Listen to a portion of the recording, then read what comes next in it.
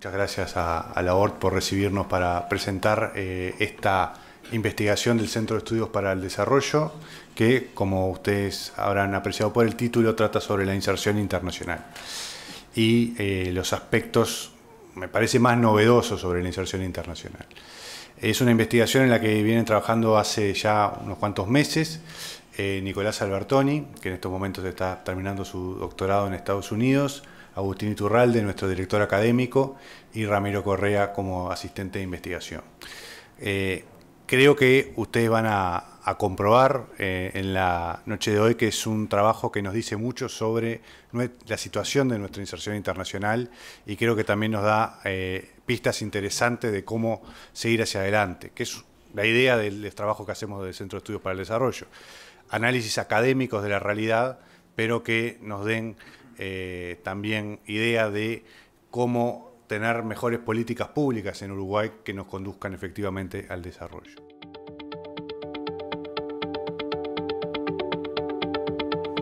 Bueno, yo creo que hay tres razones para entender por qué debemos dinamizar nuestra política internacional y tener una apertura comercial más proactiva de alguna forma. La primera razón se basa en un aspecto de raíz y en la escala y en la naturaleza de nuestro mercado.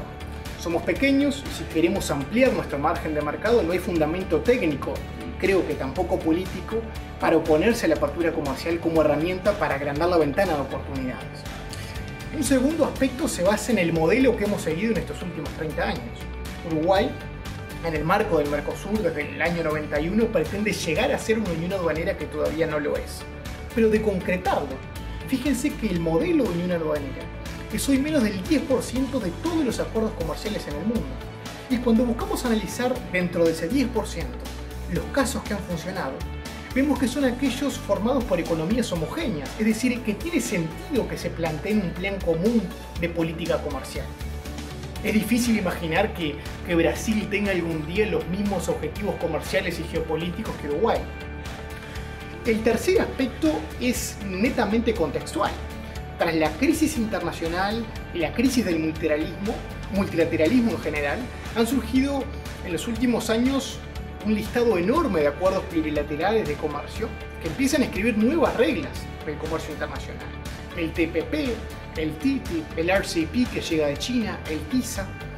No participar de estos acuerdos confirma nuestro futuro como tomadores de reglas y no hacedores de reglas. A esto se le agranda ahora y se intensifica una guerra comercial entre Estados Unidos, China, en la que también participa la Unión Europea, que hará que quienes no tengan una red de acuerdos comerciales sólida estén muy vulnerables a poder ser afectados. En resumen, el primer punto que menciono sobre la escala de nuestra economía busca explicar por qué es importante abrirnos. Los dos segundos puntos que menciono buscan explicar por qué es urgente que lo hagamos ahora.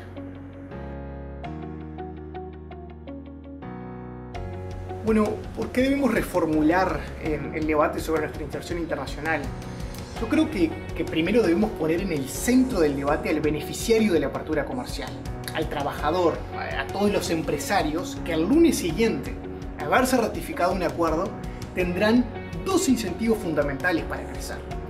Un mercado nuevo al cual exportar y posiblemente nuevos competidores que los motivarán a tratar de mejorar cada día. De aquí que debemos insistir en la apertura comercial como una herramienta para generar incentivos. Fíjense que si como hacedores de políticas damos solo señales únicas de protección, lo que estamos haciendo al final del día es reducir los incentivos del sector productivo a mejorar para competir. Y eso en el mediano y largo plazo tiene un riesgo enorme. Un segundo aspecto yo creo que es que no hay mejor herramienta para defender la apertura comercial que la transparencia. Claro que al concluir un acuerdo estarán aquellos que deban estar más expuestos a la competencia internacional que otros. Pero no debemos confundir competir con perder, es justamente lo contrario. Y también es claro que hay sectores más débiles, vulnerables, en los que el debate pasa más allá del hecho de competir. Bueno, a esos sectores habrá que protegerlos, cuidarlos en las negociaciones y ver incentivos y no post-acuerdo para compensarlos. Pero no se debe perder de vista las ganancias generales de la apertura comercial. Un tercer punto que me parece importante mencionar es que al final del día los un resultado indirecto de la apertura internacional, y lo han mostrado muchos casos en el mundo, es increpar a los gobiernos. Solo cuando estamos abiertos al mundo empezamos a darnos cuenta de cuán cerca o lejos estamos de ser competitivos, de tener energía a precio competitivo, de tener una infraestructura que agilice mi transporte, una institucionalidad y burocracia que no se base en trancar, sino en agilizar los procesos. Y el no abrirnos genera que el empresario no tenga una buena herramienta para mostrarle al gobierno lo lejos que estamos, ni el gobierno tener incentivos claros como para poder cambiar. Bueno, y el índice SET de vulnerabilidad comercial busca ser una herramienta para mejorar el debate que tenemos sobre nuestra inserción comercial. Cuando buscamos definir una estrategia de inserción comercial, hay 3 preguntas claves que debemos contestar. ¿Qué exportamos? ¿A dónde lo hacemos? ¿Y cómo lo hacemos? El índice SET creo que busca aportar información a la tercera pregunta: ¿cómo exportamos? ¿Cómo colocamos nuestros productos a nivel internacional? Por años el debate sobre el comercio se basó en un análisis de concentración de mercados y productos, lo cual tuvo sentido, porque la clave por muchos años estuvo en la diversificación de productos y de riesgo. Hoy el debate que se suma es qué tan competitivos somos al entrar a esos mercados. Y uno de los factores que nos hace más competitivos es contar con mejores preferencias a nuestros destinos. Y el índice de vulnerabilidad comercial, obviamente con las limitantes que todo índice tiene, busca aportar elementos a ese debate. Ver cuánto hemos mejorado en estos años como país y cuánto también han mejorado comparativamente nuestros competidores en relación al acceso a mercados. Bueno, muchas gracias a todos por estar acá, muchas gracias a Hernán y a la universidad por recibirnos. Nico iba a participar en principio por Skype, pero para evitarnos cualquier inconveniente técnico que siempre aparece, él mismo sugirió enviar un video de alta calidad como nos estoy acostumbrados Nico. Bueno, un poco mi rol acá es contar la historia de por qué nos pusimos a trabajar en esto, cuál es el sentido que nosotros le vemos al índice y en qué se marca, y bueno, un poco los resultados, y después dar la palabra a Andrés, que es la persona que realmente venimos a escuchar, que tiene una experiencia.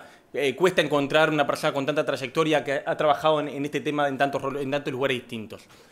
Para empezar, algunos ya ha visto esta frase que la he utilizado otras veces, que es de Barack Obama, que está en el libro de Steven Pinker, En defensa de la ilustración, que está bastante de moda, que fue lanzado este año, que dice: si tuvieras que elegir un momento de la historia para nacer y no supieras quién vas a ser, si vas a nacer en una familia rica o pobre, en qué país vas a nacer, o si vas a ser hombre o mujer, si tuvieras que elegir a ciegas en qué momento nacer, elegirías ahora. Y un poco es para poner el marco de en qué momento de la humanidad, en qué momento del desarrollo estamos. Estamos por más de que estamos acostumbrados a escuchar muchas noticias negativas, estamos en el mejor momento de la historia de la humanidad en casi cualquier variable que miremos. Recientemente llegamos al Banco Mundial, la medición que hace de pobreza extrema, por primera vez a la historia llegó el número de que menos del 10% de la humanidad vive en pobreza extrema. Hasta hace solo unas décadas era más de la mitad de la humanidad que vivía en estas condiciones.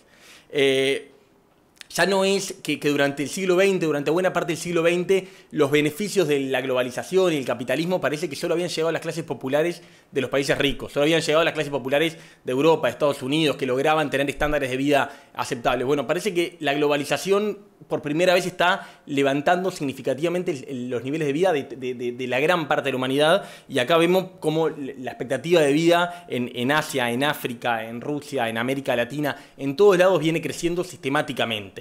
Y un poco por qué pongo esta cifra, simplemente como para tener en cuenta cuando hablamos de desarrollo económico, y en este caso que vamos a hablar de la importancia comercial, pero cuando hablamos de desarrollo económico estamos hablando de que la gente viva mejor, no estamos hablando de números que en general dijimos, bueno, los números, los economistas vienen enroscados con las cifras, el PBI per cápita.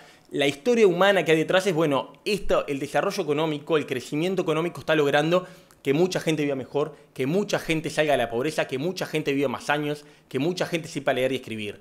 Podríamos estar toda la noche hablando de las mejoras en expansión de la democracia, en derechos de las mujeres, en mortalidad infantil, pero no es el objetivo, simplemente a modo de introducción me parece importante. Y en ese contexto, bueno, en este mundo que ha mejorado tanto recientemente, ¿dónde está Uruguay? Y bueno, Uruguay en términos absolutos también ha mejorado. Sin duda, acá vemos el crecimiento económico en Uruguay en el último siglo largo. Y vemos que en términos absolutos Uruguay obviamente es mucho más rico que hace una década, que hace 3 décadas, que hace 100 años. No es tan buena y no es tan favorable la imagen cuando nos comparamos con otros, cuando nos miramos en términos relativos a alguien más. Ahí aparece una imagen un poco más compleja. Acá nos comparamos contra los ricos del mundo, contra Gran Bretaña, Francia, Estados Unidos, y vemos que tenemos un rezago relativo muy claro. A principios del siglo XX éramos de los países más ricos del mundo, junto con estos. Éramos un poco más pobres que estos países, pero estábamos ahí. Y a lo largo de todo el siglo XX se nos ha abierto una brecha importante y sin nadie duda que ahora somos significativamente más pobres que estos países que menciono. Pero capaz que conviene compararnos con otros países más cercanos que tienen más que ver con nosotros. Hoy vamos a escuchar bastante de Chile, pero bueno, Uruguay fue durante casi todo el siglo XX un poco más rico que Chile. Casi siempre fue más rico que Chile. Pero Chile, a partir de la década del 90, empezó a una etapa de crecimiento económico donde nos sacó una cabeza y sigue siendo consistentemente teniendo un PBI per cápita más alto que nosotros. Esto es una novedad en términos históricos, que Chile sea claramente más rico que Uruguay. También muchas veces habremos escuchado la comparación de Uruguay con Nueva Zelanda, con Australia, la comparación Río de la Plata contra Oceanía. Nueva Zelanda es un país del tamaño parecido a Uruguay, una superficie parecida, una población parecida, produce básicamente las mismas cosas, exporta cosas parecidas, y hasta principios del siglo XX éramos muy parecidos en cuanto a riqueza, bienestar, a riqueza per cápita. A partir de la década del 30 parece que la brecha se empieza a abrir también consistentemente. Y con Nueva Zelanda nos pasa una cosa bastante que nos hace más comparables. Con Nueva Zelanda en general, cuando tuvimos un shock externo, lo tuvimos los dos. Cuando tuvimos una bonanza económica, la tuvimos los dos. Pero parecería que hay algo que hace que Nueva Zelanda administre mejor sus bonanzas, amortigue mejor sus shocks. Parece que hubo algo que hizo que Nueva Zelanda nos vaya, a pesar de que las influencias externas han sido razonablemente parecidas. Han habido diferencias importantes que no hay que podríamos estar mencionando un rato largo. Claramente Nueva Zelanda nos sacó una ventaja importante. El problema de Uruguay en general ha sido este. Uruguay ha sido muy volátil. Uruguay no es que no ha tenido periodos de crecimiento importantes. Uruguay ha crecido y ha tenido crisis profundas. Uruguay es la línea azul en esta gráfica. Nos comparamos contra Francia, Estados Unidos y Gran Bretaña y vemos que hemos tenido una irregularidad mucho más grande. Hemos tenido periodos de crecimiento importante, pero hemos tenido crisis muy importantes, que es el problema de Uruguay. El no tener, no amortiguar mejor esos vaivenes económicos. Más acá en el tiempo, más recientemente, esto más conocido para todos que del informativo hoy en día, ¿qué tenemos? Y bueno, desde el 2004 al 2014 pasó algo parecido a un crecimiento económico, no sé si inédito, pero muy por arriba de la media del Uruguay. Crecer al 5,4 promedio durante 11 años consecutivos no es común. Uruguay el crecimiento histórico es algo más del 2. Hasta el 2014 tuvimos una etapa de crecimiento muy fuerte que casi que desconocida para Uruguay. Claramente, desde el CE entendemos que desde el 2015 estamos en otro momento económico. 2015, 2016, 2017 y para este año 2018 probablemente vamos a estar alrededor del 2 de crecimiento económico. Tenemos una coyuntura económica mucho más parecida a nuestra historia. Se terminó el gran ciclo de materias primas, tenemos una coyuntura que se parece mucho más al Uruguay que conocemos. Estamos incluso estos 4 años, nos da un promedio de 1,67, eso es incluso un poco por debajo del promedio histórico del Uruguay. Entonces, en esta situación que vemos, ¿qué es lo que hace que un país sea rico? Hay gente que sostiene que, bueno, que la cultura, que hay países que por la cultura que tienen, la cultura anglosajona, la cultura japonesa, van a ser ricos y hagan lo que hagas, lo podés bombardear y se vuelven a parar y no hay nada que los pare. Hay otra gente que dice que es la política de un gobierno, que un gobierno viene y cambia las cosas y cambia el país. Nosotros somos más hinchas del tema institucional. Entendemos que obviamente todas las variables se interactúan, pero que son las instituciones entendidas como las reglas de juego que regulan las interacciones sociales en el largo plazo. El Estado de Derecho, la separación de poderes, las reglas, una educación inclusiva que dé lugar para la movilidad social, acuerdos comerciales de largo plazo que permitan pensar un negocio en el largo plazo, qué voy a producir, a quién se lo voy a vender. Esas reglas de largo plazo son las que terminan determinando que un país sea rico o no. Y en ese sentido es que en el SED que nuestra misión es trabajar por el desarrollo y pensar cómo creemos que Uruguay puede ser un país desarrollado y pensar, bueno, cuáles son, tratar de ayudar a entender a los hacedores de políticas, pero a la población en general, cuáles son algunos caminos que nos obstaculizan este camino. Nos surgió la pregunta, bueno, ¿es la inserción internacional uno de los problemas institucionales pendientes realmente que obstaculizan nuestro desarrollo? Y nos propusimos trabajar en eso, tratar de medir eso y tratar de salir un poco del lugar común. Hoy en día se ha vuelto, por suerte, el tema de la inserción internacional está más a la agenda y cada vez se escucha más gente preocupada e interesada en mejorar este aspecto. Pero nuestro interés del SED es, bueno, vamos a tratar de cuantificar un poco esto, entenderlo mejor, entenderlo más en profundidad y salir un poco de la superficialidad. Con el Nico Albertoni, que es un poco el autor intelectual del índice, estuvimos pensando distintas alternativas y bueno, lo que surgió fuertemente es una inserción internacional de calidad. Ya no se trata solo de tener diversidad de mercados y diversidad de productos. Históricamente se hablaba, bueno, un país que tiene una buena inserción comercial, exporta muchas cosas a muchos mercados distintos. Eso es buena inserción comercial. Y un país que está mal insertado y es un monoproductor, el prototipo, bueno, produce café, produce bananas, lo único que hace es exportar esto, produce un mercado, eso es algo que está mal. El mundo es mucho más complejo, estamos en un mundo de cadenas globales de valor, la complejidad es infinitamente mayor y hay un elemento que Nicolás insistía mucho, que lo incorporamos, que es bueno, el análisis de todas las preferencias. No se trata solo de lo que exportamos y de a dónde lo exportamos, sino de cómo exportamos, de cómo es que salen las exportaciones de Uruguay, cómo entran a los mercados de destino. Y de eso se trata este índice, de tratar de agregar información, de mejorar la discusión en cuanto al cómo exportamos. Es un índice que matemáticamente es bastante simple, va de 0 a 1, el resultado que puede dar es 0 a 1, es un número entre 0 y 1, y lo que hace es una sumatoria del porcentaje que se exporta a cada destino, multiplicado cada porcentaje por 1 en caso de que no hay ningún acuerdo comercial, y por 0 cuando hay se exporta con algún tipo de preferencia arancelaria, algún tipo de preferencia. Un país que tiene el 100% de sus exportaciones que entran con preferencias arancelarias tendría una vulnerabilidad de 0. Y un país que no tiene ninguna, que el 100% de sus exportaciones se hacen sin ningún tipo de preferencia, tendría un índice de vulnerabilidad comercial de 1 o de 100. Tiene la virtud de que es bastante simple de entender en términos numéricos. ¿Y cuáles son un poco los resultados que llegamos para ir un poco a lo concreto de este índice? Nos pusimos como línea de base el año 2006, habíamos medido el año 2017, que es lo más reciente que podemos medir, a ver dónde estamos parados, pero un poco la importancia de este índice es también entender, bueno, de dónde venimos, cómo han ido evolucionando las cosas.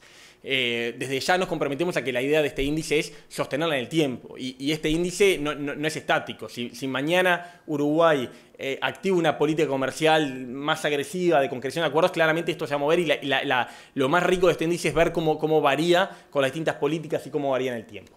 ¿Qué es lo que nos surge? Uruguay tiene un índice de vulnerabilidad comercial en el 2006 que era de 57%. 57 puntos sobre 100. Eso era menos que Nueva Zelanda, menos que Australia, era un poquitito más que Chile y era menos que Argentina, ciertamente. ¿Qué quería decir? Bueno, básicamente en corto que el 57% del valor que exportábamos entraba sin preferencia, el otro 43% tenía algún tipo de preferencia. Ese número en sí mismo no parecía malo. Lo que es realmente preocupante es la evolución de esto. Vemos claramente cómo en estos 11 años el mundo se movió mucho. Estos 11 años fueron años muy activos en materia de concreción de acuerdos comerciales. El mundo avanzó mucho. Nicolás repite mucho siempre que en estos temas no avanzar es retroceder. El no hacer nada, el quedarnos como está, es ir para atrás en estos temas. No es seguir igual. Australia, que tenía una vulnerabilidad comercial de 83 en 2006, bajó 44 puntos su vulnerabilidad comercial, llevándola a 39. Australia cerró en estos años un acuerdo de libre comercio con China, otro con Estados Unidos, con varios países del sudeste asiático. Claramente, hablo de China y Estados Unidos, los dos principales socios comerciales, destinos comerciales de Uruguay, sin considerarlo fuera de la región, son estos dos. Nueva Zelanda, que tenía una vulnerabilidad un poquito menor, también redujo 33 puntos su vulnerabilidad, llevándola a 44, de 77 a 44. Uruguay la aumenta 2 puntos, creo que no hay que enroscarse con un punto más, 2 puntos más. Básicamente es una situación de estancamiento. Una variación tan pequeña puede haber sido dada por un cambio de un mercado, por alguna variable, por un por cosas muy pequeñas. Básicamente estamos en una situación de estancamiento. La novedad comercial es que Estados Unidos pierde peso como destino, Uruguay tenía algún tipo de preferencias por el sistema general de preferencias, que es el sistema que, bueno, algunos países ricos le dan a algunos países de rentas medias para ingresar sin pagar aranceles a sus mercados. Eso lo perdimos recientemente, entonces por ahí tenemos alguna pérdida, pero también hemos mutado mucho. Estados Unidos ha perdido un poco de peso y ha ganado mucho peso China, pero básicamente es una situación muy estática la de Uruguay. Chile está naturalmente mucho más a la línea de Australia y Nueva Zelanda. Chile había iniciado su política de acuerdos, una política agresiva de acuerdos anteriormente. No voy a ahondar en esto, que naturalmente tenemos a Andrés para eso, pero Chile había sido el primero en impulsar esta política de apertura internacional y de acuerdos, y la intensifica en estos 11 años. Y Argentina básicamente está como Uruguay. ¿Qué tenemos? Bueno, acá de los 5 países analizados, que estos 5 países no es casual, analizamos estos 5 países porque son países de latitud sur, que exportan, son lo que conoce en la literatura internacional como settler economies, economías de asentamiento reciente, que exporta, bueno, son agroexportadores. Chile bueno, tiene un peso fuerte de la minería, a diferencia de Uruguay y de Argentina, que en Australia también está, hay alguna diferencia, pero son economías razonablemente parecidas para compararse entre sí. Y para compararse entre sí, sobre todo con la evolución que se da cada una en el periodo. Lo que tenemos de los 5 países es, bueno, los 2 que están en el Mercosur, Uruguay y Argentina, atados al Mercosur, no lograron cerrar básicamente ningún acuerdo significativo. Recordemos, el Mercosur no es una unión aduanera. Para cerrar un acuerdo de libre comercio con un tercer país se tiene que hacer todos juntos o con permiso explícito, como fue el caso del acuerdo de Uruguay-México. Y eso, el Mercosur se ha mostrado totalmente ineficaz para avanzar en este sentido. Los otros 3 países no han negociado de forma independiente y han avanzado mucho en estos 11 años en materia de concreción de acuerdos. Para mostrar rápidamente las redes, uno mira Nueva Zelanda, en verde está Nueva Zelanda, en verde tiene los acuerdos vigentes, en mostaza los acuerdos no vigentes y en celeste los que están en negociación. Vemos que es una red interesante que presenta.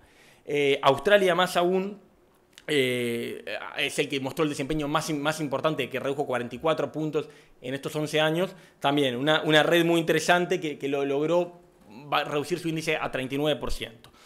Y acá tenemos Uruguay, que básicamente tiene países de la región. Israel es uno de los países que está fuera de la región.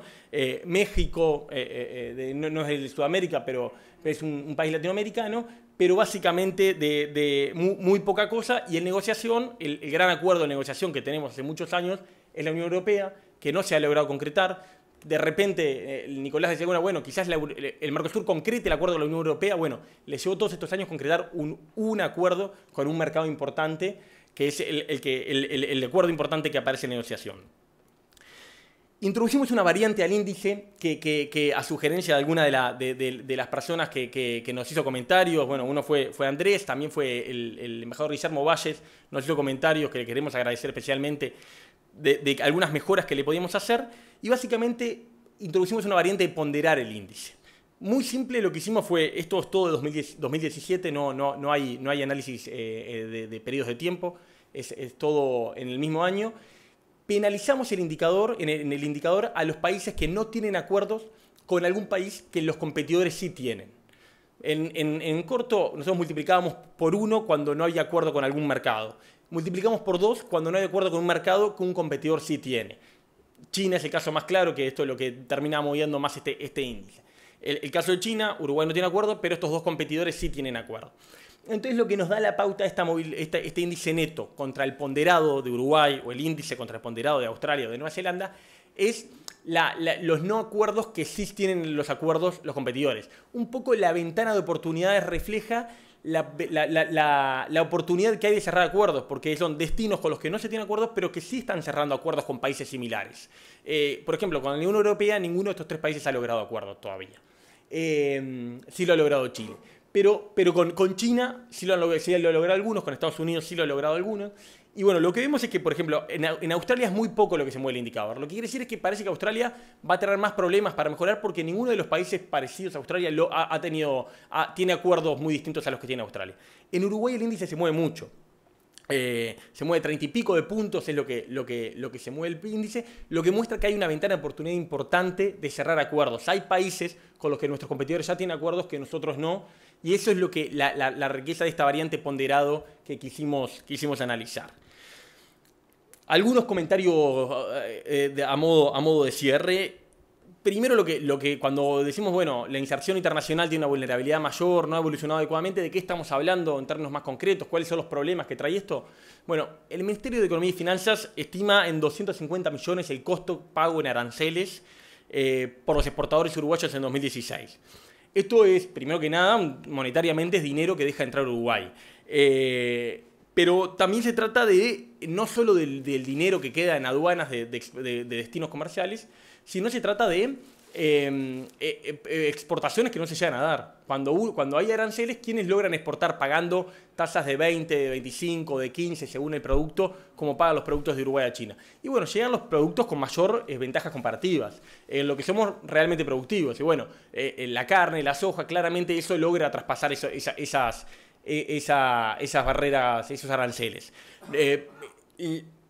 Chile ha sido muestra de que la reducción de aranceles que se pagan ha permitido diversificar. Contrariamente a lo que se sostuvo mucho tiempo, disculpen, el no pagar aranceles permite diversificar. Hacer acuerdos, lejos de concentrar la producción en un producto, permite que productos, bienes que no tienen tanta ventaja comparativa, que no tenemos tanta ventaja comparativa, logren entrar a mercados de exportación. Hay un ejemplo muy claro en el tema del cobre. Chile exportaba siempre el cobre más crudo, no tengo la definición que tenga, pero logró exportar variantes con mayor valor agregado a partir de la red de acuerdos. Y también se trata de mayor estabilidad para las exportaciones. Obviamente, cuando se pagan este tipo de aranceles tan altos, una bajada en el precio de la soja, de la carne, nos puede hacer perder inmediatamente muchos mercados contra competidores que no los pagan. Todos hemos visto y hemos escuchado, bueno, dónde es rentable plantar soja según cuál es el precio internacional, según los costos de transporte. Bueno, obviamente en eso la ecuación del costo de los aranceles entra. Pero no se trata solo de dinero. Cuando hablamos de integrarnos con el mundo, no se trata solo de lo que ganamos hoy, mañana, en mayores exportaciones, en más dinero que entra. También se trata, la mayor apertura comercial está correlacionada, hay muchos indicadores que muestran que está correlacionada con mayor innovación, mayores tasas de innovación. Está correlacionada con mayor educación promedio, mayores años de educación promedio en los países. Hay varios indicadores que muestran efectivamente las correlaciones. Y también hay ganancias no monetarias. Es bueno someterse al exterior, a la globalización, es someterse a dinámicas más exigentes, a someterse a normas técnicas más exigentes, a empresas internacionales que vienen y exigen determinados niveles a sus proveedores, que exigen determinada calidad de la infraestructura. El someterse, el abrirse al mundo, no solo tiene las ganancias monetarias inmediatas, sino nos hace bien como país en otros intangibles que inmediatamente no los vamos a pasar a dinero, pero también son importantes. Someterse a estándares internacionales de mayor nivel nos hace bien, lo necesitamos como país. Los TLC modernos tienen normas que incluyen temas de género, temas de corrupción, temas de medio ambiente. No se trata solo de aranceles. Ahora sí, para terminar, creo que lo que pasa muchas veces con el tema de apertura internacional y de acuerdos de libre comercio es que todos tenemos en nuestra cabeza, es muy poca la gente que dice no quiero ningún acuerdo, yo quiero estar cerrado, Uruguay tiene que ser un país cerrado, protegido y producir todo acá. En general lo que escuchamos de los quienes resisten a la apertura es una retórica más de, bueno, yo tengo un tipo de acuerdo ideal, a mí me gustaría este tipo de inserción con este tipo de economía de tal forma que depende un poco de las características del país y también depende de las preferencias políticas, ideológicas de cada uno. Creo que nada bueno surge de desconocer la realidad. Y en este tema, nosotros como país chico tenemos que ser especialmente cuidadosos en entender la realidad, entender los hechos y no despreciar la realidad. Nada bueno sale de desconocer de cómo funciona el mundo. Las cadenas globales de valor que implican que las empresas dividen su proceso productivo en distintas partes del mundo, según donde hay abundancia de factores, y extraen las materias primas, hacen la innovación, la parte de marketing en distintos países muy lejos en el mapa. Es una realidad, nos puede gustar, nos puede parecer bien, nos puede parecer mal, pero es una realidad que está.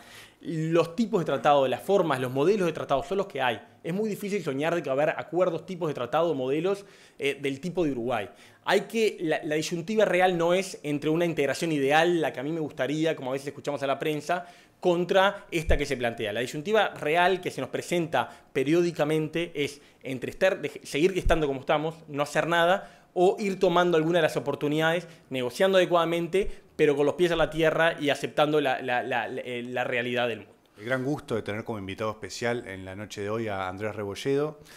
Andrés tiene una vasta experiencia en tema de inserción internacional en Chile. Trabajó durante 2 décadas en tema del departamento comercial. Fue director de comercio de Chile y luego también fue ministro. Así que además de hacer comentarios sobre el índice, nos va a contar sobre la experiencia chilena sobre la que tenemos mucho que aprender. Muy buenas tardes a todos y todas. Muchas gracias por acompañarnos y tener esta oportunidad de conversar un día por la tarde de estos temas comerciales, medios técnicos a veces. Conversaba con Hernán y le decía, mira, a las 7 de la tarde la gente va a ir y sí, bueno, se ve que sí, que hay interés y que este es un tema que, por cierto, tiene un debate todavía interesante, intenso por desarrollar. Yo lo primero que quiero es agradecer la invitación, agradecer al CET, agradecer a Agustín, agradecer a Hernán, con quienes hemos tomado algún contacto reciente. Tuvimos con Hernán en Santiago hace algunas semanas y allí se nos ocurrió un poco esta actividad y colaborar en el debate. Agradecer también a Nicolás, que estuvo ahí presente en un video muy artístico, además, que parece que se dedicó, no sé si voy a preguntarle si lo editó él o lo mandó a hacer, porque yo no podría llegar a hacer algo así, ¿no? Y la verdad es que para mí es una gran motivación poder conversar hoy día con ustedes y haber estado el día completo con aquí los profesionales del CET hablando de estos temas de política comercial, tener además la posibilidad de interlocutar aquí con estos chicos jóvenes que están impulsando una agenda de mayor liberalización, apertura, inserción con el mundo. Creo que siempre da vigor en ese sentido en las políticas públicas. Nicolás, como decía, lo conozco hace bastante tiempo. Tuve el privilegio hace 8 años de ser embajador de Chile acá. La verdad es que, lamentablemente, por un periodo muy breve. Y en algún momento llega a mi oficina Nicolás, sin barba, mucho más joven. Ya tiene cara de joven, en aquella época, en 8 años, tenía cara de más joven aún. Y muy rápidamente, para hacerles el cuento, me dice, embajador, yo quiero escribir un libro de Chile, de la política comercial, hace 8 años atrás, de la política comercial de Chile. Y le dije, bueno, está bien, la verdad es que me pareció bien, pero dije, no, este es un chico joven, soñador, y ahora leí un paper por ahí y le dio la idea de escribir un libro. A los 10 meses estaba yo participando en el lanzamiento de su libro de Chile, que es el primer libro que Nicolás después creo que también editó otros libros, pero que este se refiere principalmente a los temas asociados al comercio. Bueno, yo lo que quisiera compartir con ustedes 2 o 3, creo, elementos que son relevantes en esta discusión. Lo primero, una visión general de lo que está pasando en el comercio, en el mundo hoy día. Creo que hoy día más que nunca es propicio, tiene sentido hablar de vulnerabilidad comercial. A propósito de lo que viene pasando en la guerra comercial, creo que tiene todo el sentido justamente hoy día poder hablar de eso, contarles un poco lo que ha hecho Chile y aprovechar que tuve la oportunidad también de conducir la negociación del TLC entre Chile y Uruguay, un poquito algunas consideraciones sobre ese tema. Creo que esta primera lámina, de alguna forma, y el título da cuenta del estado y el punto en que estamos hoy día en materia de comercio internacional. A propósito de vulnerabilidad comercial y conectándolo quizás directamente con lo que ha sido la experiencia de Chile, el otro día la institución encargada de la política comercial en Chile, que es la Dirección Económica de la Cancillería, desde ya una consideración que podremos quizás retomar en el diálogo después, a propósito de los desafíos institucionales en los países, en el caso nuestro, una intensa política de negociaciones de manera sistemática e ininterrumpida de muchos acuerdos comerciales, 26 acuerdos con 64 países por casi 30 años, conducida en una institución que es una dirección económica dentro de la Cancillería y no un Ministerio de Comercio o otra institución distinta. Creo que eso tiene una particularidad, la cual podemos también, como digo, conversar. Y esta institución sacaba un papel, una hoja, que creo que es una demostración justamente de la vulnerabilidad comercial y lo importante que es tener acuerdos de libre comercio y una buena red de acuerdos de libre comercio justamente en periodos de incertidumbre del punto de vista económico y comercial. De los aproximadamente 1.100 productos que el resto del mundo ha retaliado de vuelta al aumento de los aranceles de Estados Unidos, que lo ha hecho, como ustedes saben, por cierto, China, a quien va dirigido inicialmente el aumento de aranceles de Estados Unidos, pero también lo ha hecho Rusia, también lo ha hecho la Unión Europea, también lo ha hecho México, también lo ha hecho India. De esos casi 100 productos que, como digo, en la suma se han retaliado de vuelta en estos países, hay casi 150 exportaciones de Chile, que Chile exporta a esos países y que por lo tanto pudieran verse afectados por esa retaliación. A ninguno de esos se le está aplicando el arancel a Chile porque tenemos los acuerdos de libre comercio. Es decir, es en esta instancia, en esta coyuntura exactamente, donde esta red de acuerdos comerciales opera como un seguro, si me permite la expresión, un seguro frente a situaciones de incertidumbre y de vulnerabilidad comercial. Ninguno de esos se le aplica, como digo, los aranceles, lo que incluso desde la perspectiva de oportunidad comercial se convierte también en un vector en que pasa a ser más competitivo ese exportador y ese producto en esos mercados. Si Rusia, si la Unión Europea, pero bueno, Rusia quizás no es el ejemplo porque es con el único que no tenemos acuerdo de ese conjunto de países, pero si India o si el propio China le aplica un arancel a los vinos, a los quesos, a la miel, son todos ejemplos concretos, cada uno de estos que le digo, de 20, de 30%, lo que hace es sacar para afuera a todos aquellos que tienen que pagar ese 20-30%. Y los que tenemos 0% en ese mercado, tenemos incluso una ventana de oportunidad de mayor competitividad que se ve acentuada durante el periodo de la aplicación de la retaliación. No quiere decir esto que nosotros propiciemos una guerra comercial, ni mucho menos, ni que nos parezca que sistémicamente al sistema de comercio mundial le es positivo tener una guerra comercial, ni mucho menos, todo lo contrario. Lo que quiero simplemente ilustrar es que en esta coyuntura de vulnerabilidad comercial, esta red de acuerdos opera y creo que es una buena demostración en ese sentido que los acuerdos son un seguro de mayor competitividad. ¿Por qué una paradoja estamos viviendo hoy día en el comercio en materia de las expectativas de crecimiento? La verdad es que post-crisis 2008 costó mucho que las grandes economías empezaran a sincronizar su crecimiento y finalmente los últimos años y este año así lo teníamos y así estaba, de hecho, hasta hoy, desde el punto de vista de las proyecciones de crecimiento de los principales bloques económicos, economía del mundo y la economía emergente. No obstante, la paradoja es que todo esto hoy día se cruza con esta incertidumbre asociada justamente a esta guerra comercial y a esta alza de productos arancelarios que tiene el impacto en lo comercial, pero tiene, por cierto, impacto mucho más sistémico desde el punto de vista del performance de las economías centrales y las economías más periféricas como la nuestra. De hecho, los principales organismos internacionales ya están revisando a la baja los crecimientos económicos en 0,3, 0,4 puntos en cada uno de los casos y así oficialmente incluso los han dicho, los han planteado. El punto es que desde la perspectiva nuestra, por lo menos creemos que esto es un periodo en que hay que acostumbrarse, al menos por un tiempo, desde el punto de vista de esta incertidumbre.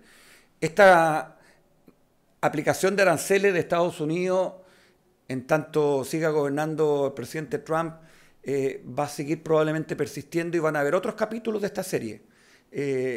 Pareciera que esto es sin duda una manifestación y una consecuencia de un fenómeno mayor, que es la readecuación del punto de vista geopolítico y económico de la economía mundial, donde China irrumpe, bueno, todos ustedes saben lo que significa que China está ahí, ya en el segundo lugar desde el punto de vista de la economía en el mundo, y ya no compitiendo con las manufacturas livianas que como comenzó en su primera etapa de desarrollo, sino que hoy día es la frontera tecnológica. De hecho, las retaliaciones o más bien las aplicaciones de medidas desde el punto de Estados Unidos pareciera que van a pasar a un, comillas, 2.0, que van a ir más allá del comercio, sino que van a ir a la inversión o justamente a los sectores más de la cuarta revolución industrial, me refiero a los temas digitales.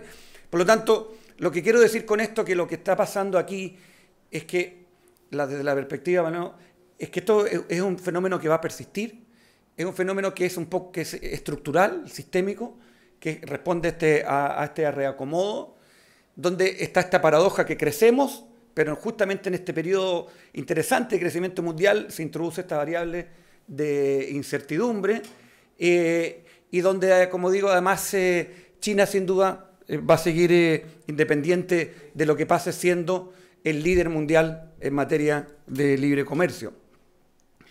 Lo que sucede al final es que desde la perspectiva de la decisión americana es una perspectiva de corto plazo, una perspectiva que mira hacia los noviembre, entendido por los noviembre las elecciones de los próximos 2 años en Estados Unidos, y China en una consideración y una mirada estratégica de largo plazo en que esto puede pasar el tiempo y el acomodo se va a dar inevitablemente.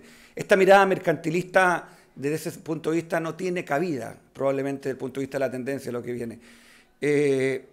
Ahí hay un dato interesante en esa lámina, en ese slide, se me cayó el carnet, o sea, esa lámina, así lo decíamos antes, que tiene que ver con la cantidad de países con los que Estados Unidos tiene déficit comercial. 110 países. Este es un tema que va más allá. Es, por cierto, el principal déficit que marca esta política es China, por cierto. Pero tiene déficit con 110 países. Por lo tanto, ¿cómo imaginarse que pueda aplicar esos aranceles a esos 110 países? Eso es, desde el punto de vista sistémico al sistema multilateral, no resiste, sin duda. De hecho, algunos decimos que ya hoy día Estados Unidos se ha puesto al margen de la OMC, de la Organización Mundial de Comercio. Si bien es cierto, no formalmente se ha salido del multilateralismo comercial, de facto, lo que está haciendo, porque además, ¿qué es lo que está haciendo Estados Unidos? Está aplicando conceptualmente la cláusula de seguridad para subir estos aranceles. Eso es lo que está formalmente convocando o justificando su alza de aranceles, nunca utilizada en la OMC y en un espacio de interpretación muy amplio. De hecho, hace algunos días salía una nota en el periódico de Estados Unidos en que se filtró un proyecto de ley en que volvería la potestad de modificar los aranceles al Ejecutivo en Estados Unidos y saldría del Congreso de Estados Unidos. Y eso ya es simplemente administrar desde ese punto de vista el comercio en una oficina del Ejecutivo, y eso es... como digo, simplemente ponerle, desde la perspectiva al menos Estados Unidos, que es el país central para estos efectos, la lápida al multilateralismo comercial, y definitivamente, y en ese caso probablemente formalmente, que van en todo caso en concordancia con lo que viene haciendo en el ámbito multilateral, más allá de los temas comerciales. Hay simplemente una lámina que muestra más de lo mismo, lo que significa mayor incertidumbre medido por un índice, ya que estamos hoy día lanzando este índice en un índice de incertidumbre. Este es un dato interesante, este lo hizo Nico también. Este Nicolás está muy presente hoy día. Me lo mandó hace algunos días atrás. No lo hizo él lo consiguió más bien.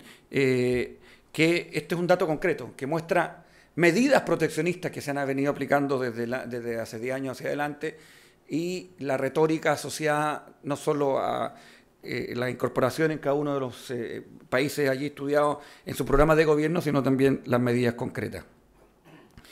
Lo decía Nicolás en el video, yo creo que este es el escenario que marca sin duda este cambio más sistémico. Lo que hablábamos recién es la coyuntura, es lo que pasa a propósito de la guerra comercial y cómo creo que precisamente uno puede relevar la importancia de tener esta red de acuerdos comerciales. Yo diría que lo que está allí es los dos elementos centrales que marcan el cambio sustantivo de los últimos años en materia de la arquitectura del comercio internacional. Convengamos que el último esfuerzo sistémico en el mundo para tener un acuerdo, un foro internacional comercial multilateral fue la OMC, que se negoció hace ya 2 décadas y más atrás. Convengamos que hace 2 décadas atrás, en 20 años ha cambiado mucho el mundo. Y el comercio también. Por lo tanto, hay una serie de temáticas que no solo no están tratadas, sino que en algunos casos simplemente, no solo se han tratado limitadamente, sino que en algunos casos simplemente no se incorporaron en la cobertura de la negociación de la OMC. Por eso acuerdos como el TPP, en su momento fue 12 cuando estaba Estados Unidos, luego fue 11, tiene la pretensión de poner al día las normas en materia de comercio internacional. Ese fue, de hecho, la motivación fundamental para Chile de negociar el TPP, dado que Chile, entre esos 12 países, era el único que había ya negociado con los otros 11. Por lo tanto, desde el punto de vista de arancelario, no ganaba nada Chile en términos de mayores accesos, de rebaja arancelaria en lo tradicional. Pero sí ganaba mucho, como decía Nicolás, en ser parte de los hacedores de las normas. Y que la gente a veces critica, pero si tú eres tan chico, tú Uruguay, tú Chile eres tan chico, ¿qué vas a influir ahí? En una negociación, y esa es la gracia, cuando uno se sienta en una mesa con un grande, que la silla es la misma, la mesa es la misma y hay márgenes de negociación. Y eso nosotros lo vivimos, por ejemplo, y el TPP original que cambió del de 12 al 11, tú me miras y yo paro, porque el TPP original tiene normas en materia de protección intelectual, en lo que se refiere a medicamentos biológicos, que es la frontera tecnológica en el futuro en materia de medicamentos, que no las tendría si no hubiera estado ahí Perú y Chile, que fuimos los que logramos de alguna manera tener unas normas balanceadas en materia de propiedad intelectual. ¿Por qué? Porque tiene sentido negociar propiedad intelectual, genera los incentivos a los innovadores, a los inversionistas, pero hay que tener un justo balance para tener los espacios de política pública en materia de salud también, para que, por ejemplo, no suban el precio de los medicamentos. Lo que quiero decir que sí uno puede influir y determinar de alguna forma en los márgenes de estas negociaciones, por eso tiene sentido participar. Consecuencia, en resumen, desde el punto de vista del contexto global, multilateralismo comercial a la baja, sin duda, y una competencia de bloques subregionales. Eso es el escenario y el mapa hoy día en materia de comercio. El TPP, el RCEP, que es China, en definitiva, en torno a su espacio de influencia geoeconómica y política. En su momento, antes de Trump, la negociación entre Europa y Estados Unidos, el acuerdo famoso que fue tan debatido aquí de servicios TISA, en fin, acuerdos subregionales que lo que hacen en definitiva es fragmentar el comercio, pero es un esfuerzo por tener reglas claras. Cuando nosotros somos países pequeños que estamos volcados a los mercados internacionales, el que más gana, a contrario de lo que muchas veces la gente critica, el que más gana de las normas son los pequeños. Cuando uno circula con un auto pequeño en una calle donde circulan camiones, lo que conviene es que hayan semáforos para que no arrollen al pequeño. Eso, se me permiten la cosa gráfica y la descripción tiene también sentido desde el punto de vista del comercio y los semáforos, que son las normas en ese sentido. Aquí está el mapa, eso es lo que yo les decía. Esta es básicamente en torno a cómo se ha construido esta red en el caso de Chile. Como decía, tenemos 26 acuerdos con 64 países, eso es, y participamos de estos distintos bloques o foros de comercio multilateral o subregional. Esto no sé por qué, bueno, aprovecho para pasar un aviso comercial, la verdad. A propósito de lo que viene en materia de política exterior, si hay algo interesante el próximo año en América Latina, sin duda, habrá muchas cosas más, pero en materia comercial va a ser el año APEC en Chile el próximo año, donde va a haber una intensa agenda con el Asia. Probablemente todas estas cosas se van a discutir también, por cierto, desde el punto de vista de la arquitectura del comercio internacional. Con este primero gráfico yo quisiera quizás empezar a entregar o compartir con ustedes algunos resultados de lo que ha sido esta política comercial. Los inicios de este proceso en Chile surgen a principios de los años 90. El primer acuerdo, de hecho, se firma en septiembre del año 91. Muchos veníamos llegando a esa institución, que es la que indicaba hace un momento la dirección económica de la universidad. Y el primer acuerdo de Chile fue con México. Y durante los años 90 negociamos intensamente con los países de América Latina. Esto es una decisión del punto de vista estratégico que responde a dos vectores que son importantes y que creo que hacen y dan cuenta de cómo uno irá a concebir estos temas de política comercial. Por una parte, sin duda, la necesidad de tener mercados, la necesidad, en consecuencia, de expandir las fronteras y las opciones de venta de nuestras exportaciones, generar economías de escala, tener innovación, encadenarse con el resto de la economía por la vía de participar en la exportación, en fin, lo que se hablaba hace un momento aquí, los beneficios económicos de tener más mercado, sin duda. Asociado con esto, al hecho de que desde la perspectiva más estratégica económica de quienes inician la conducción económica y política del país en los 90, luego de la dictadura en Chile, es persistir en la apertura económica, con un matiz fundamental respecto a lo que había sido los años anteriores. Es importante hacer este pie de página.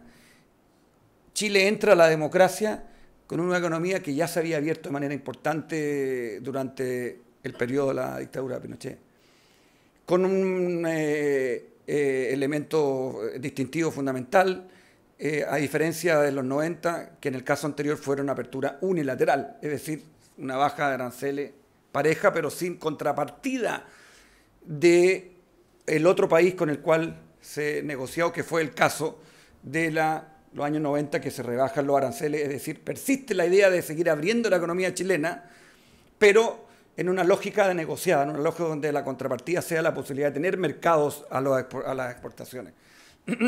Y por eso se negocia, como digo, durante los años 90 intensamente con América Latina. Y un segundo vector explicativo que es muy importante también, que es la decisión de reincorporarse a la comunidad internacional y consecuencia en tanto política exterior, también negociar acuerdos con los países de América Latina, dado que esto permitía reincorporarse, en el caso particular histórico de que hablo, a América Latina.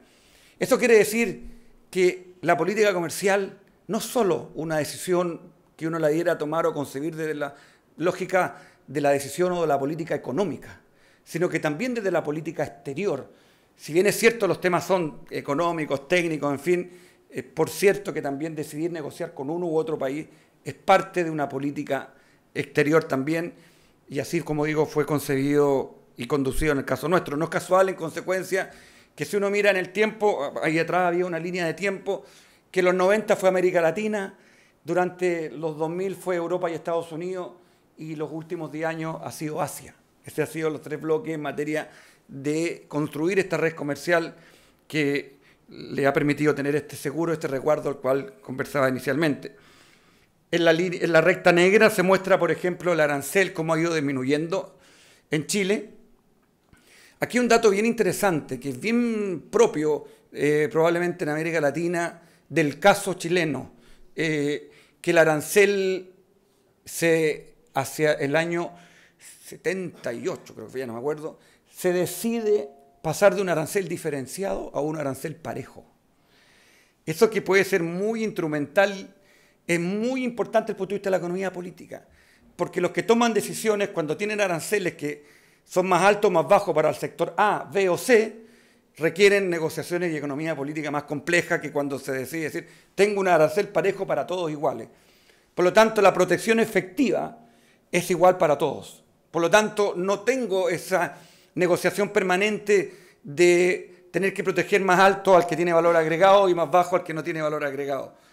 Cambia, y eso es un elemento también bien importante desde el punto de vista, creo yo, de lo que uno explica este cambio. Se decía en un comienzo, creo que lo decía Agustín, cuando los países aplican aranceles diferenciados, en el fondo lo que hacen típicamente es colocar aranceles más altos a los productos que tienen mayor valor agregado para generar sustituidores de importador interno de esos productos con mayor valor agregado y más bajo a los insumos.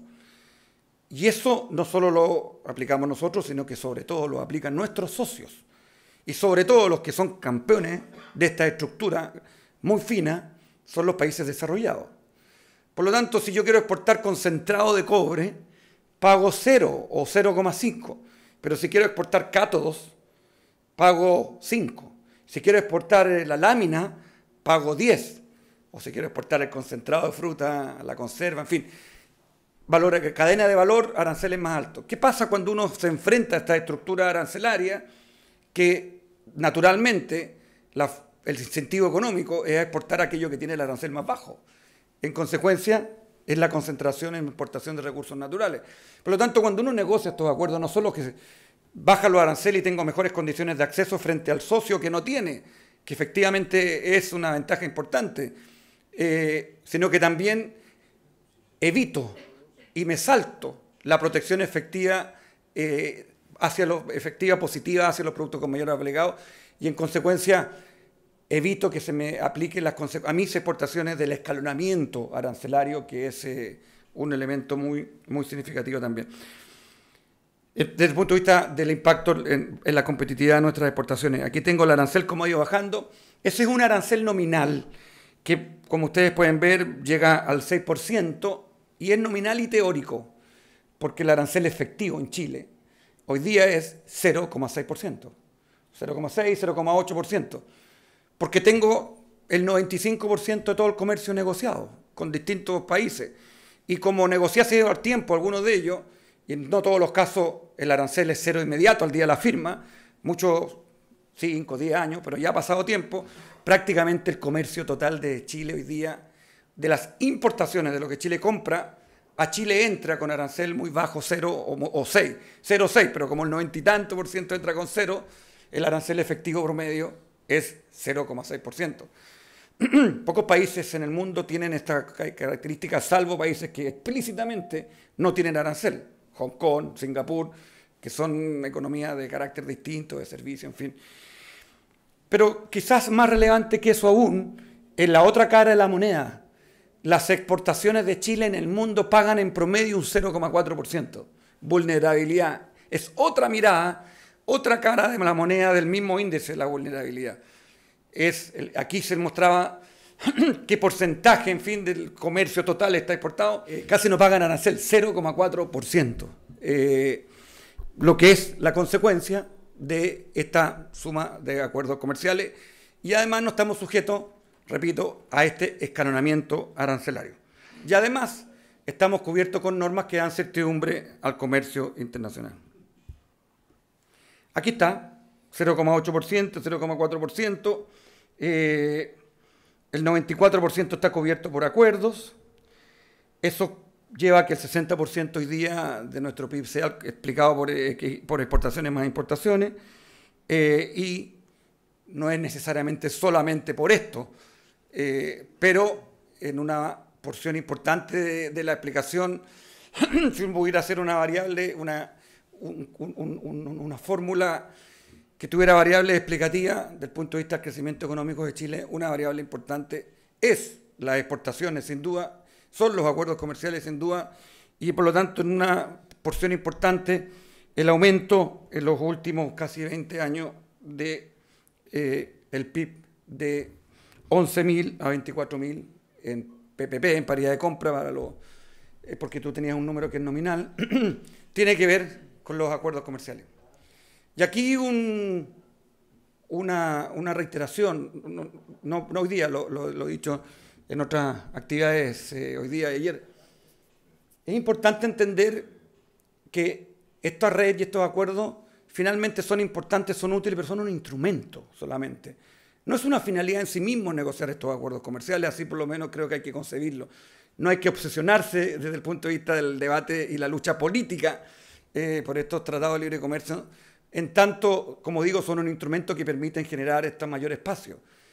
Pero en chileno, quien hable chileno, la pega, el laburo, el trabajo, los desafíos siguen siendo los mismos internamente. Si yo no hago lo que tengo que hacer en mis políticas públicas, voy a tener mercado abierto, pero no voy a ser competitivo. Si no aumento mi productividad, si no mejoro y nivelo mis temas educacionales, temas tecnológicos, en fin, lo que todo, probablemente, y cada una de las variables que ustedes puedan asignarle importancia desde el punto de vista de ser un país más productivo y competitivo, los acuerdos comerciales simplemente no se van a aprovechar. Y por cierto que en el caso nuestro nos ha ido bien, pero siguen habiendo desafíos enormes en ese plano, donde probablemente todavía hoy día, hacia adelante, un elemento fundamental tiene que ver con mejor aprovechamiento y más aprovechamiento de estos acuerdos. Una manera de dos o tres elementos que me parecen interesantes aquí, que varias de las cosas ya las he dicho, es reiterar esta idea de que para nosotros es tan importante, porque somos países pequeños, lo decía Nicolás, y por lo tanto la necesidad de expandir nuestras fronteras. Fíjese el número, 2015, 0,31% de las exportaciones mundiales es Chile, eso es Chile. Somos el 0,3%, 0,31%, eso representa a Chile en el comercio mundial. Si nosotros tomamos esto en PIB, si el mundo fuera un PIB, más bien somos como 0,30 y tanto %. Paradojalmente, nada que ver, pero tuve después un sombrero de energía en Chile, y en cambio climático, en materia de emisiones, también somos un 0,3%. Eso somos, 0,3% del mundo. ¿Sí? Voy cerrando. Y hemos aumentado, un logro importante, 15 años, 0,39%, eso es lo que somos hoy día. Sin embargo, esto va a demostrar lo pequeño que somos, pero lo importante que es este indicador para tener una mirada comparativa. Cadenas globales de valor. Permítame una palabra en este tema. Sin duda, hoy día el mundo es una fábrica mundial. Si uno toma las categorías de bienes hoy día, lo que más crece son los bienes intermedios en materia comercial, donde se comercia.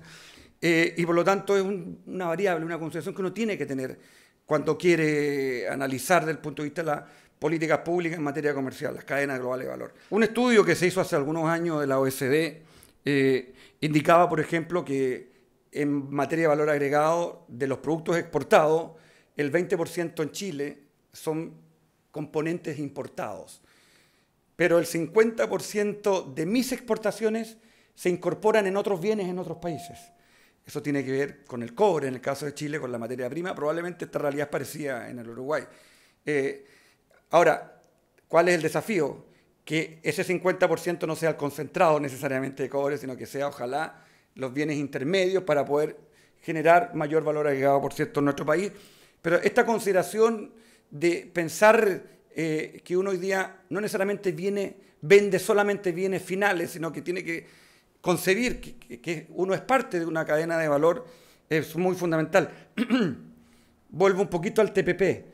Un segundo elemento que para Chile era muy importante y que en estos acuerdos muy relevante y que tiene que ver con esto, así como la nueva agenda en materia de comercio internacional, es la posibilidad de generar a partir de estos acuerdos algo que es bien técnico, pero que es bien relevante, que es la acumulación del origen.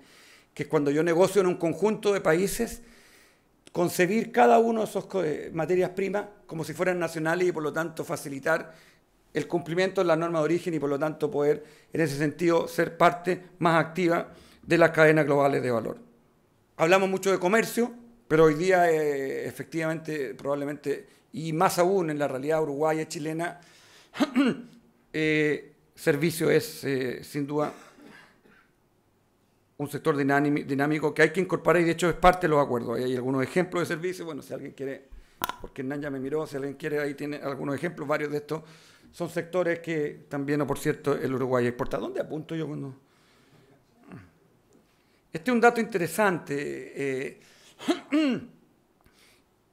Cómo ha cambiado el perfil de exportaciones los últimos años y cómo en algunos rubros, como consecuencia fundamentalmente de la utilización de estos acuerdos, nuestro país se ha ido posicionando como primer proveedor o segundo o tercer proveedor en algunos de esos productos. En el caso de la tercera columna, uno de los debates intensos de la última semana a propósito de la guerra comercial fue las nueces, porque nosotros somos exportadores importantes de nueces a esa parte del mundo, particularmente a India, y con India no logramos todo lo que queríamos y logramos solo una cuota. Y por lo tanto, lo que está fuera de la cuota se fue con este aumento de las exportaciones que India le hizo a Estados Unidos y, entre otros, los damnificados y el efecto colateral fueron los exportadores chilenos. Exportadores no cobre.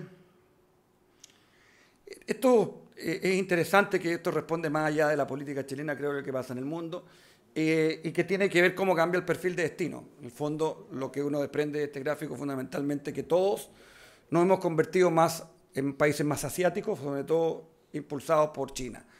En el caso nuestro, como sea, casi el 40% de todo lo que vendemos va al Asia. Dentro de los 5 principales destinos, En el caso nuestro tenemos a China, Corea y Japón. Es decir, somos un país muy asiático y eso simplemente llegó para quedarse y seguir profundizándose, y eso sin duda que también es una realidad del Uruguay.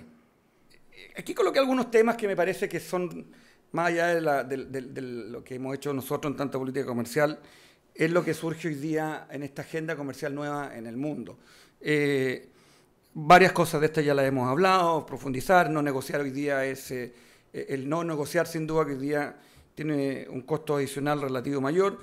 Y en el tercer punto, permítame además una pequeña profundización interesante que tiene que ver con la agenda regulatoria.